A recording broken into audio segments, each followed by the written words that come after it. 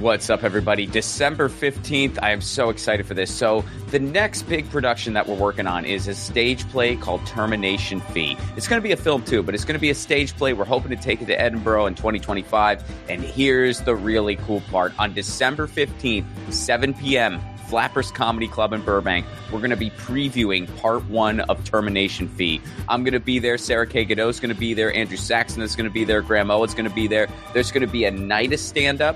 So some stand-up sets to open the night, followed by part 1 of Termination Fee and a Q&A after if we got the time for it. So get your tickets now, romplacone.com. December 15th, Flappers Comedy Club, Los Angeles. See you there.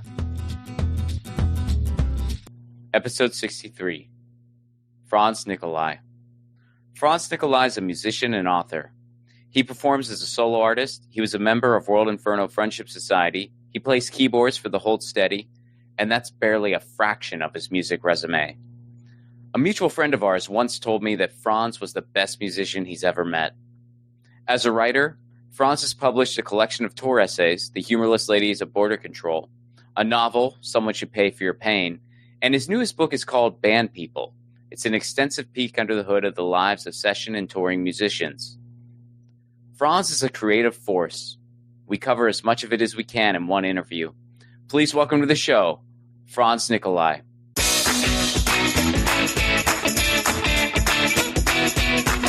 Franz Nicolay, good to see you, man. Thanks for having me. Absolutely. So, I don't usually start out with a personal anecdote, but I if you don't mind indulging me, I've been meaning to reach out to you because I'm working on your newest book, and I read Someone Should Pay for Your Pain and Humorless Ladies, and the other day my wife and I live in Los Angeles. My family lives in Pittsburgh. My wife comes in, and she has my parents and my sister and my brother-in-law all on a FaceTime call. And she goes, Ron, we're all here to tell you that for your birthday, we're going to Brooklyn and we're going to go to the Hold Steady show and everyone's meeting us there. So I was like, man, I got to reach out to Franz. That's the universe telling me it's time. So looking forward to that. Fantastic. So, I want to start a little bit at the beginning. I mean, you are a very, very eclectic guy, and I was curious what came first for you, the music or the writing, and give me a snapshot of how both kind of evolved in your life. Yeah, definitely the music. The family lore is that I saw Yitzhak Perlman on Sesame Street when I was 5 years old and asked to play violin. Luckily, I had parents who were indulgent and supportive.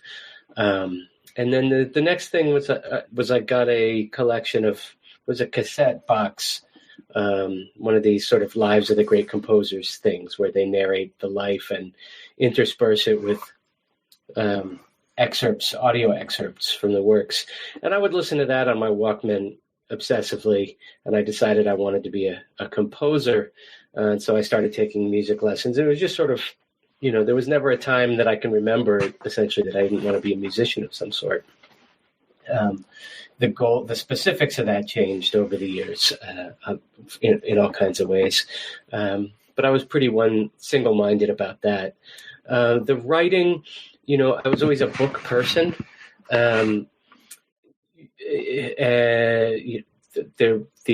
remember specifically the summer reading book for my high school before my senior year was Borges's Labyrinths, and that really broke my brain wide open in terms of what the capabilities of writing could be, and especially fiction around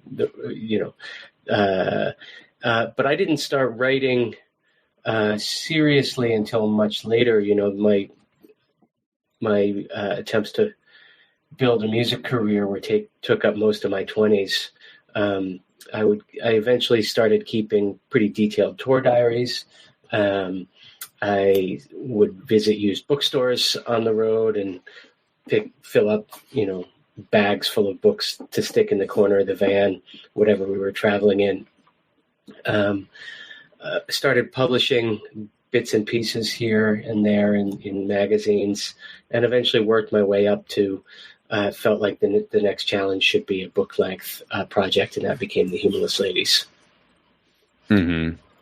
So I want to talk a little bit about some of the books specifically. But first, before we get there, have you always what was your first instrument? And has being a multi-instrumentalist come naturally for you, or how did that evolve? Well, my first instrument was the violin after the Sesame Street incident. Mm-hmm. And then I started playing piano, I think the next year when I was 6. Started playing French horn in 4th grade because so I could join band. Picked up guitar, as one does when I hit puberty, and started messing around with my dad's accordion in high school when I got really interested in the Basement Tapes, and I saw the cover of that, and it's like, God, that this guy Garth Hudson seems really interesting. Let me see what I can do with that. Bought myself a mandolin as a graduation present with the money I'd made washing dishes at an Italian restaurant, and et cetera, et cetera. Piano, keyboard instruments generally, and piano specifically, are really my instrument. That's where I feel native. That's where I have the most facility. But every instrument has its limitations. One of the chapters in the book is asking people about the experience of being frustrated, both by one's own limitations on an instrument and then by the instrument's own limitations. And so if you have access to more than one kind of tool, you can make different kinds of things. You can make things with a drill that you can't make with a hammer, right?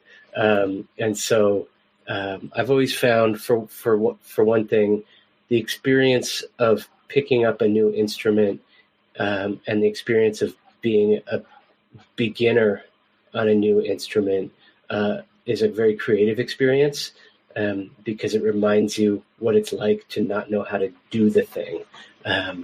And that act of rediscovery, when I picked up banjo in my late 20s, I knew how to play fretted instruments, but the banjo is different from the guitar, different tuning, different feel, different picking technique. And so, for example, I was able to rediscover how nice it is to just go from G to C, which would be, if I sat down at a piano and played G and C, it would never occur to me that I'd just written a cool new song. It would be too simplistic. But if that was all I could play on the banjo, then I could sort of, then I could rediscover that thrill of how good the 1 chord and the 4 chord sound. Mm-hmm. How natural did accordion come for you? Did your dad help you at all, or what? Because that's just such a fascinating instrument to me. Yeah, it's a fascinating instrument to me too. My dad hated playing accordion. He was forced to it by his parents, who were German immigrants, and had brought him a student model Hohner, to play polkas and waltzes and play in the accordion orchestras of Long Island in the 1950s. And one of the bits of family lore is that he sliced the bellows with a steak knife to try to get out of going to accordion lessons. But they patched it up and he had to go anyway. Anyway, he kept the thing around though. And so for me, it was this interesting thing lying around the house. It was, it wasn't super hard. It's different, obviously, to play a piano keyboard vertically than horizontally. I had the trouble at the time. I had a really really thick glasses. I had a really strong prescription at the time. And so I had the problem of looking down under the glasses and not being able to see the keyboard particularly well. That was one of the challenges. But I joined this band, World Inferno Friendship Society, in my early 20s. They were sort of a cabaret type band, and I joined them as a keyboard player. But after a couple of rehearsals, I said, "Hey, I've got this accordion. Seems like it might be appropriate. Should I bring it?" And they got really excited, and so I started playing accordion with them. But I didn't have a pickup, so they couldn't hear anything I was playing for several months. And in those couple months, and so by the time I finally got it sort of figured out how to play it, no one was the wiser. I want to talk about Humorless for a second. And there's something specific I wanted to ask you about. So, first of all, how did you come to join the Hold Steady? This is an oft-told tale, but I don't mind telling it again. World Inferno, this 9-piece circus punk band that I was in for 7 years, I met Lifter Puller. They were on a bill together at the Fireside Bowl, the DIY punk rock bowling alley in Chicago. And sort of mutual admiration, got along, two hard partying bands. And so World Inferno had a copy of the Entertainment and Arts CD in the van for a long time. And then when Lifter Puller broke up, Craig moved to New York. He was working for a company, a .com, who had the scheme a little too early because people didn't have high-speed internet at home in 2003 yet, 2002 yet. They had Digital Club Network, they were called, DCN.com. They had this idea that they were going to put webcams in the roofs of indie clubs, and so you could stream the shows, but nobody, like I said, had high-speed internet at home, so it didn't go anywhere. But at the moment, they were trying to branch out into live records, and so I basically got to know Craig as the A&R guy for the World Inferno live record. He approached us to see if we would do one, and he and I worked on that. And in the process of mixing that record, he said, "Hey, I'm putting this new band together. We're going in the studio for a week. Would you and Peter want to come down and play on a couple songs?" Peter Hess was the horn player, one of the horn players in World Inferno. And so we said, sure. And we went and did that, and that was Almost Killed Me. Mm-hmm. And then I would sort of jump on stage with them for in-town shows that year to play those handful of songs. And then eventually he and Tad sat me down and said, "Hey, would you like to join the band?" And from my point of view, I was like, "Sure, yeah, I'm already in 5 bands. What's another one?" They were like, "It's not that serious. We're not really going to tour. It won't take up that much of your time." I was like, "I said, yeah, sounds great." And here we are, 22 years later. So the one thing I wanted to mention in Humorless, you briefly talk about the Hold Steady and when you left the band. And I'm going by memory here, and it's been a while since I read the book, so I'm probably not going to do the best job paraphrasing. But the metaphor that you used was you used the metaphor of jumping off a train, when it's not going in the right direction and you got to jump off the train. And I thought it was really beautiful. It stuck with me. And I've actually quoted it at various times because I used to work for a reasonably popular podcast, and I left that podcast because it was just going in a direction I didn't want to go in. And whenever I get asked about it, I would kind of quote that. So, what made you decide that it wasn't the wrong train anymore when you rejoined the band? Time had passed. I don't have a glib answer for that.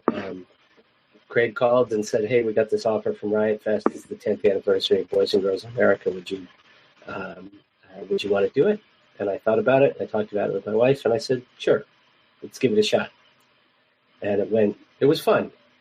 I think part of it was that everyone else in the band had taken a year and a half off, and so everybody, I think, at that point was had spent some time apart, had gotten a little perspective, and was ready to dip the toe back in. Mm-hmm. Well, hey, as a fan, I'm thrilled you made that decision, and I know you hear that from everybody. You don't need to hear it from me, but yeah, everybody was very thrilled for your return. So, thanks. I mean, it feels a very long time ago now. Right. I've been back 8 years, which is, the first round was only 5 years. So this is, I think of it now more as, I've been in the band 20 years, and I took a break for a couple in the middle. So, in Someone Should Pay for Your Pain, is there a Claire protagonist? Is it not Rudy? I don't know. I mean, I wanted your perspective on that. I mean, I don't want to give away anything, obviously, but I did not see the twist coming. and that just always kind of struck me. It's like, I mean, there's definitely sort of an anti-hero theme throughout, but Well, the fiction professor in me says that it's close third on Rudy Pauvert, the protagonist through the whole book, except for one chapter, um, and so from that point of view, you're seeing things through his eyes and through his worldview, and that's one of the great tools of fiction and fiction and dramatic irony um, is that you only see the things the way the protagonist sees them, which is not necessarily accurate or true. So what was it like for you developing those characters? Because you had two, you kind of had these two musicians. Obviously, the older one was the main. It was mostly through his eyes, but then you also had the up and coming guy who was breaking, and they lived in these kind of two different worlds. And like, so how was it for you, like, sort of developing those? Like, could you relate to each at various times in your life, or do you see some of yourself in each of them, or none of them, or a combination of both? People always want to identify the author with particular characters in the book, and I think the correct answer is you can identify the author with all the characters. I created them all, right? Nothing that they say did not come out of my brain, any of them. And that's so to say which one, where does the stuff come from? Well, it comes from being around music scenes for 20 plus years. You see all kinds of career arcs. You see all kinds of people.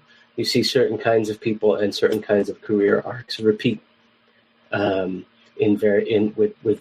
with variations, and you use those as jumping off points in the same way you would build any other kind of fictional character. There's a Frankenstein quality to it. You've got a bunch of dead bodies lying around, and you pick an eyebrow from one and the hands from another, and the tone of voice from a third, and then you zap it and it gets up and starts walking around, and it's not any of those things. It's a different thing. And somebody says, "Hey, didn't that I used to belong to Aunt Lucy?" It's like, yeah, it used to. Now it belongs to this thing. Do you have a favorite genre when it comes to writing? Like, do you prefer fiction above all else, or you just kind of whatever the project demands? I prefer to switch it up. I don't like repeating myself, although I can be persuaded to do so if enough time has gone by. And so, I sort of have a mental lineup of the major project in my mind, and I try to alternate them. So, I'll do a solo record. I'll do a book of nonfiction. I'll work on Hold Steady songs. I'll do a book of fiction. Maybe, and then sort of, is it time for another solo record? I don't know. Is it time to try something that I haven't tried before? Is it, work on scored instrumental music? You get to the end of one, and sometimes it's obvious what the next thing to focus on is. And sometimes, right now with Band People just having come out, I've got a couple pots on the burner, and they're, one of them's just getting warm, and one of them's bubbling a little bit, and one of them's swirling, and whichever one comes to a boil first will be the next one, I suppose. So I'm in the middle of Band People right now, but for anyone not in the know, since that came out recently, what's the skinny on that? Yeah, so Band People is it comes out of a period in my life when I had come off the road for the first time in about 15 years. My wife had started a tenure-track academic job. We had a young daughter, and it made sense for me to be the primary caregiver. And it was a little bit of an identity crisis. When I met new people, which I did a lot, she had new colleagues, we had moved to a new town. I didn't quite know how to introduce myself. For so many years, I would have been able to say with some pride that I was a touring musician, but that wasn't exactly true at that moment, and it wasn't clear if and when it would be again.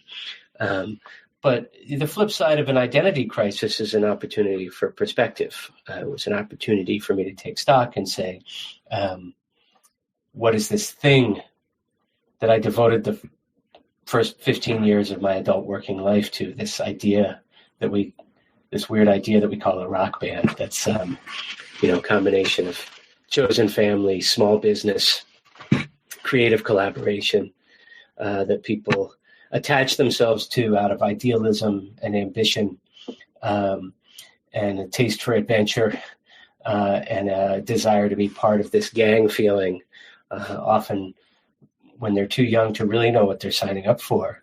And then how do they make sense of that if they do end up making a career out of it? What are the guild skills? What are the points of pride? What are the points of dignity? What are the places, the opportunities for the places where egos get bruised or indignities are suffered? How do you think about the pride of that work, and how do you identify yourself? And so I started talking to people. I assembled a little virtual roundtable for myself to see how other people had addressed those questions, and that eventually led to this book.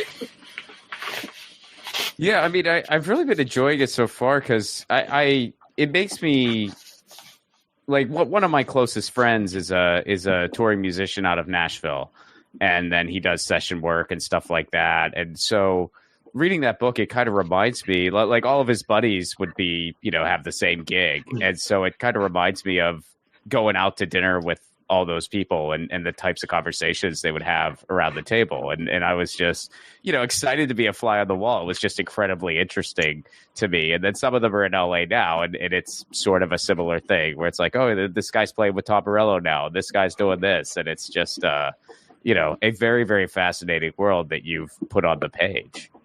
Well, thanks. One musician compared it to the table at the backstage catering at the festival, where the bass players and the drummers are sitting down and trading gossip. Is it still one of those things? I remember the last time we spoke, you told me about just how like the songwriting was expanding there. And after you told me that, I actually, when Open Door Policy came out, I, kind of was guessing. Like I was like, I bet Franz, led the charge on that song. I bet this one was I won't indulge you with all my guesses. That'd be ridiculous. But I was wondering, like, has that carried on through the new album, and does that continue? Yeah, it's a matter of public record. You can go on ASCAP and see, who the songwriting credits are. Mm-hmm.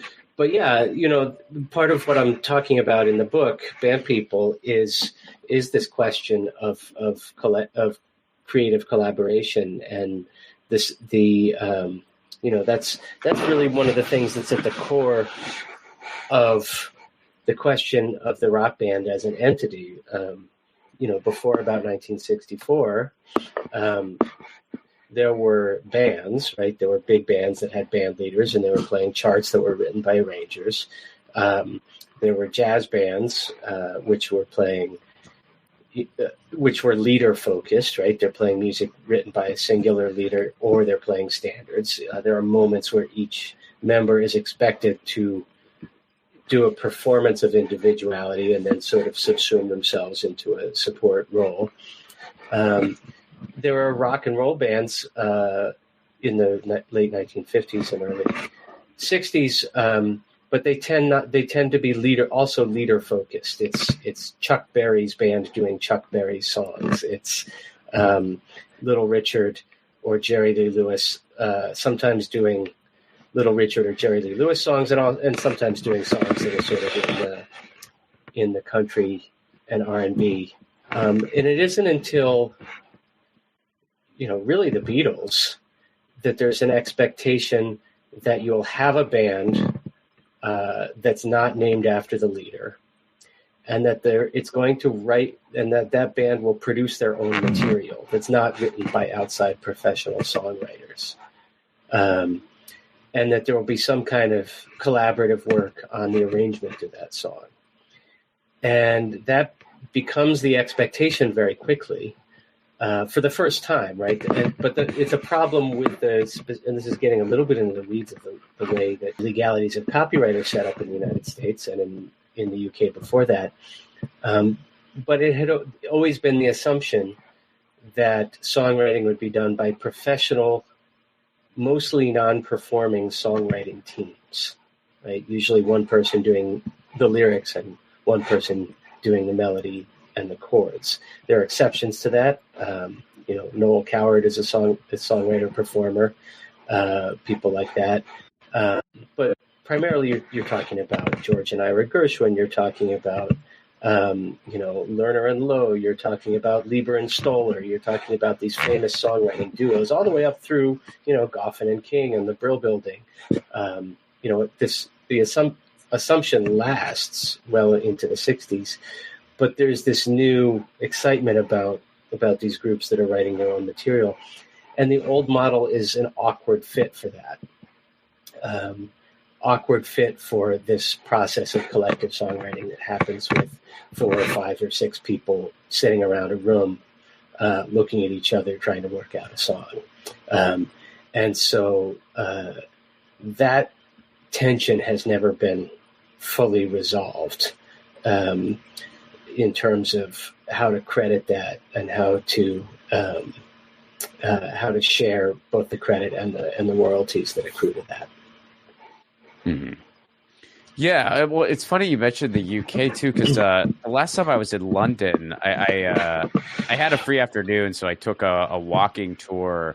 It was the walking punk tour of Soho. It was very, very interesting, and I learned about. I think it's called Denmark Street. Have you heard of this? Mm-hmm. It's like, so I never knew about that. Like it was basically like the UK version of just the Brill Building. And I never knew that existed, but they just had a street where it was just a bunch of people writing songs in music stores. And that was what happened there for all these years. And I had no clue that existed. And it's just mind blowing, like how it really was like just such a sanctioned process, like you said. Well, if you think about it, it makes sense that, Tin Pan Alley was called that because when all the windows were open, famously when all the windows were open, the clanging of all the upright pianos, people said it sounded like tin pans. Each little office had 2 songwriters banging away on stuff all day. But it makes sense if you're a performer looking for material, if you're a publisher looking for material, to just go to one block or one area of the city, so you don't have to be trekking all over all day and see what the new material is. It's just more convenient. So for you as a creator, I mean, you do these things that are pretty much solo efforts. Obviously, your solo albums and your writing, and then you have these other very collaborative efforts. Do you have a preference, and do you approach the work differently, and how so? I don't have a preference. Like I said before, I like variety. If I was only by myself for too long, I would go a little crazy. If I was only working with the same people for too long, I would also go crazy. There are examples of both of those. I approach them differently, and one of the that we go into in the book is this question of how to approach collaboration. I mean, this is one of the core skills for a band person for if you're going to be a support musician or if you're some sort of equal partner in the collaboration, is how to judge how much leash you have creatively, how much of yourself is going to be welcome in the project, how much you need to be deferential or how much you need to be assertive. And that really changes depending on the chemistry in the room. There's a lot of, walking into a room and gauging the personalities that goes into being a band person. And I will say that's a thing that has a little bit changed in the post-pandemic era because so many people are now doing their recording remotely. I'm much less likely to be in a physical recording studio. And that has all kinds of sort of knock-on creative effects, which are maybe not obvious. So, for example, if someone is making a record and they want to send it to me to put keyboards on, which happens fairly regularly. I can have a sense of what they might be looking for, but I have to be a little bit more conservative in my parts if I'm recording remotely, because I don't want to waste people's time, right? So if I walk into a studio and there's a band sitting there and there's a producer sitting there and the clock's running and everybody's looking at me attentively to see what I'm going to do, I might try something and they might come on the talk back and say, yeah, that's amazing. Go farther, do more of that. And then I know that I have a little more leash to go a little farther and do more of that. Or they might get on the talk back and say, I don't know, there's something weird about that one note. And then I'll say, okay, no ninths, let's say. We're gonna play it right down the middle. And you get your basic triads. But in any case, you get that kind of instant feedback. Now, in a remote session, if they're sending me 5 or 6 or 12 songs to play on, I'm going to do those 5 or 6 or 12 songs and send them back. And if I've done something that they don't like, a direction that they don't like, I've wasted my time and theirs, and then I have to start from scratch. And so the incentive is there to be much more conservative in that situation and much more doing something that's much more straight down the middle that I'm more confident that they're going to be happy with. So what do you think the future is for band people? Like is it still, I mean, as the live entertainment industry is just going through so much right now, like does it still look like a healthy landscape going forward, or as healthy as it can be? I wouldn't say healthy. I don't know how healthy it's been since the 1990s, though. That's fair. This is the people have been tying themselves in knots over this question since Napster. I think, obviously there's still an appetite for guitar-based band music, or for the idea of collective collaboration, or for the idea of groups of musicians working together. The incentive is much more towards individual people working alone in a bedroom, because the computing power is so strong, because you can have a very professional level studio for, a very small amount of money and work by yourself and with headphones on, and then you don't disturb your parents or your girlfriend or your sister or your boyfriend or your roommate. You don't have to gather 4 or 5 like-minded people with a bunch of heavy gear and pay for a rehearsal space and try to sort through everyone's aesthetic and try to find a joint aesthetic. That's a pretty heavy lift before you even get to the point of renting a van and buying gas and figuring out where you're going to sleep. So the incentives are aligned against bands and toward, individual creators working in a small room. But, bands still get created. I don't think rock bands have been at the forefront of innovation for quite some time. They're certainly not at the forefront of popular success for some time. I think that, the stadium-filling rock band, the last stadium-filling rock band debuted 20 years ago. Mm-hmm. Depending on whether you count Imagine Dragons. I think they're more of a pop act than a rock band, but people might disagree. But people still keep doing it. I mean, people still keep wanting to play jazz and wanting to write string quartets. There's an appetite for music even after it's past its first explosion, creative explosion and pop apotheosis. These genres do continue. They may not be self-supporting. Classical music, both classical music and jazz, have moved into the sphere of being supported by the state and institutional funding and grant funding and, births in academia, foundations supported, and, maybe there's a future there for rock adjacent music for people who are able to negotiate those terms, which is not everybody. I do look at the path that jazz took with some interest and curiosity to see if rock adjacent music and folk based songwriter, the pop music of the second part of the 20th century might follow in that path. What do you mean by that exactly? Like it'll become a more kind of niche thing, or like what do you mean by? Well, it's already become a more niche thing. There's no question about that. Mm-hmm. Whether it moves into academia and into grant funding and the institutions like jazz moved into the academy in the 70s, and it was not a comfortable move, but it was accomplished. The people who were going to teach it had to make the adjustment. Who were going to successfully negotiate that transition had to move from being druggies and pirates and outsiders to being people who could negotiate institutions and stand for tenure and write grant applications, right? Mm-hmm. And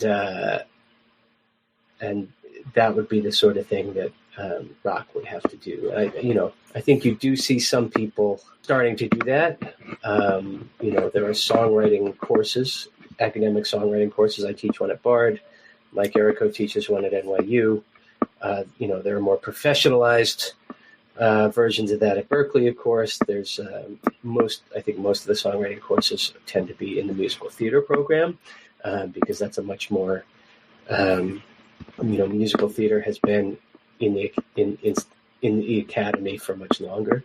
Yeah, we'll see. There's popular music studies is fairly well established in the United States, not so much as in the UK. I notice in the music department where I teach at Bard College that there is this imbalance between the music that the faculty is expert in and the music that the students are interested in making. So there are dozens of classical music faculty. There are 3 jazz faculty, 2 electronic music faculty, and myself, who sort of covers song form and popular music, for a student body that is primarily interested or substantially interested in making the kind of music that I guess I would call, for lack of a better word, art pop. And so it's a fruitful niche to be able to serve some of that population and be able to speak to the kind of music that they're taking seriously as art. We're in a world where, Quincy Jones and Ray Charles are getting Kennedy Center honors, and Bob Dylan has the Nobel Prize in Literature. And so I think the Academy is a little bit behind in terms of offering serious department level engagement with American popular music, let's say from the 1950s to the present. That's really interesting. So in closing here, go ahead and plug away. Where can people find the book? Where can people go to learn more about you? Anything you want to mention? Yeah, franznicolay.com has all the information and all the links. The book is Band People, Life and Work in Popular Music on University of Texas Press, available wherever you get your books. I might also plug pianofighter.substack.com. That's my newsletter that I started up a few months ago, and that has some of the longer form interviews that contributed to Band People. It has some of the outtakes from the Humorless ladies. It has some other writing. It's a newsletter. The newsletters. Piano Fighter at Substack. FranzNicolay.com. Band People. Those are the things. Franz, thanks so much for doing this, man. Yeah, thanks, Franz. That was Franz Nicolay. Check out all of his stuff. I highly recommend his books. I'm working on the latest one now. It's very, very good, and his novel is incredible. Music for the 1000 podcast is provided by Andrew Saxon. I'll be sure to check out his podcast, the Baywatching Podcast, wherever you get your podcasts. Leave us a 5-star review, would you? This is still a very, very new show. Every 5-star review helps. And if you want to support this show on the sustainability end, patreon.com/RomPlacone. For a Give What You Can level, you get bonus footage, you get full stand-up clips not available anywhere else, and that's all for a Give What You Can level. We've got a really community going over on Patreon. All right, 63, a little bit closer to 65. Technically already qualified for Social Security. We're moving up, getting closer to that coveted 1,000 number. See you next week.